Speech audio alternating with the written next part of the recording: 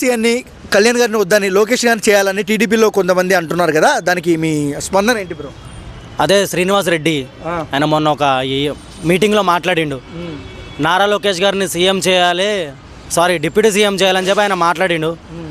నేను కూడా చెప్తున్నానన్న, నేను ఒకవేళ కళ్యాణ్ గారి సీట్ని కెలకాలని చూసారనుకో వీళ్ళు డైరెక్ట్గా సీఎం సీట్ని గెలకాల్సి వస్తుంది. మేము జన సైనికులం, గుర్తుపెట్టుకోండి. ఈరోజు టీడీపీ పార్టీకి సపోర్ట్ చేస్తున్నామంటే పవన్ కళ్యాణ్ గారి వల్ల. ఆయన మాట మీద మేము టీడీపీ పార్టీకి సపోర్ట్ చేస్తున్నాము, నారా చంద్రబాబు నాయుడు గారికి సపోర్ట్ చేస్తున్నాము. సపోర్ట్ చేసి అధికారాన్ని ఇచ్చాము. మేము జనసేన వాళ్ళు సపోర్ట్ చేయడం వల్ల ఈరోజు అధికారంలోకి వచ్చింది కూటమి. శ్రీనివాసరెడ్డి గారు అంటే చంద్రబాబు వీళ్ళందరూ ఉన్నప్పుడు నిండు సభలో ఆ మాట అన్నారు. బట్ ఎందుకు జెలసీగా ఫీల్ అవుతున్నారు అనుకోవచ్చు శ్రీనివాసరెడ్డి? జెల్సీగా కాదన్న, మనోడు పక్క వైసీపీ పార్టీ ఇంత ముందు, ఇప్పుడు టీడీపీలోకి వచ్చిండు. మనోళ్ళు ఏంటంటే ఊసరవేలే అన్న వీళ్ళందరూ. సో ఇలాంటి పేటీఎం నా కొడుకుల గురించి మనం పట్టించుకోకూడదు, పేటీఎం వాళ్ళ గురించి మనం పట్టించుకోకూడదు. ఇప్పుడు చంద్రబాబు నాయుడు గారు అన్నారా? అనలే కదా. డిప్యూటీ సీఎం నారా లోకేష్ చేస్తాను, నువ్వు వద్దు పవన్ కళ్యాణ్ చెప్పి. పవన్ కళ్యాణ్ బాగానే ఉన్నాడు, చంద్రబాబు నాయుడు బాగానే ఉన్నాడు. మధ్యలో వీళ్ళకి ఏంది నొప్పి చెప్తున్నాం కదా. సరే మీకు డిప్యూటీ సీఎం కావాలంటే తీసుకోండి, మాకు చంద్రబాబు నాయుడు గారి సీట్ మాకు ఇచ్చేయండి. పవన్ కళ్యాణ్ గారికి చెల్లుకు చెల్లు అయిపోద్ది. మరి చంద్రబాబు నాయుడు గారికి రిటైర్మెంట్ ఇచ్చేద్దాం, ఇంట్లో కూర్చోబెట్టేద్దాం. పవన్ కళ్యాణ్ గారు బాగానే చేస్తున్నారు కదా. ఇదేంటంటే అన్న, ఇప్పుడు ఈ అధికారంలోకి రాగానే నువ్వు ఒకటి గమనించావా, నువ్వు పవన్ కళ్యాణ్ గారే కనిపిస్తున్నారు ఏ సోషల్ మీడియాలో కూడా. అరే అది చేస్తుండు, ఇది చేస్తుండు, మంచి మొత్తం ఆయననే చేస్తుండు. సో అది వీళ్ళు ఓర్వలేకపోతున్నారు. అండ్ ఇంకోటి ఏంటంటే, ఈ ముసుగులో వైసీపీ పేటీఎం కుక్కలు కూడా ఉన్నారు.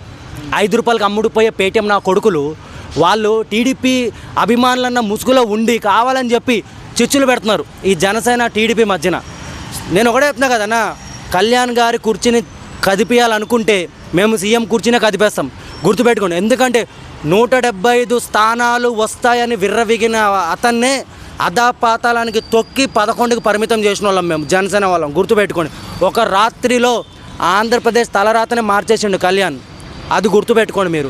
మీరు కానీ చెప్తే ఒకటే అన్న, మంచిగా ఉంటే మంచి, చెడుగా ఉంటే చెడు, ఇక నుంచి వినేదే లేదు. పవన్ కళ్యాణ్ గారు చెప్పారు కాబట్టి మేము అన్నింటికి అణిగిమనుకుంటున్నాం, కక్ష సాధింపులు వద్దు, ప్రజల్లో వెళ్ళి కష్టపడదామని చెప్పి. ఇంకా వీళ్ళు ఇంత స్వార్థంగా ఉంటే మాకు కూడా స్వార్థం వస్తుంది. మాకు సీఎం సీట్ కావాలి, మరి ఇచ్చామని చెప్పండి సీఎం సీటు. శ్రీనివాసరెడ్డికి ఒక కళ్యాణ్ గారి అభిమానిగా ఆయనకి ఏం చెప్తావు బ్రో డైరెక్ట్?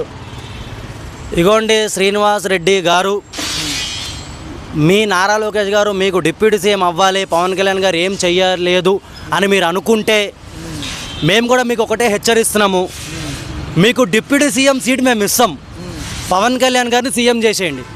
మీ అధినాయకుడు మీ చంద్రబాబు నాయుడు గారితో మాట్లాడి, అయ్యా మన నారా లోకేష్ బాబుని డిప్యూటీ సీఎం చేద్దాం, మనము పవన్ కళ్యాణ్ గారికి సీఎం సీట్ కావాలంట ఇచ్చేద్దాము, మనము ఎలాగో ఏం చేయట్లే కదా, పవన్ కళ్యాణ్ గారైనా మంచి మంచి పనులు చేస్తున్నారు కదా, సో ఆయనకి ఇద్దాము, మన బాబుని డిప్యూటీ సీఎం స్థాయిలో చూసుకుందామని చెప్పండి.